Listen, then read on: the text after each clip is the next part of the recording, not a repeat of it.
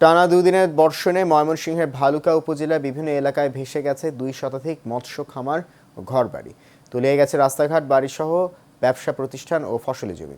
পানি নিষ্কাশন ব্যবস্থা না থাকায় পৌর সদরের বিভিন্ন ওয়ার্ডে জলাবদ্ধতার সৃষ্টি হয়ে পানিবন্দী হয়ে দুর্ভোগে দিন কাটছে পানিবন্দী অনেক পরিবারের। বন্যা কবলিত বিভিন্ন এলাকা পরিদর্শন করেছেন স্থানীয় সাংসদ ও উপজেলা প্রশাসনের কর্মকর্তারা।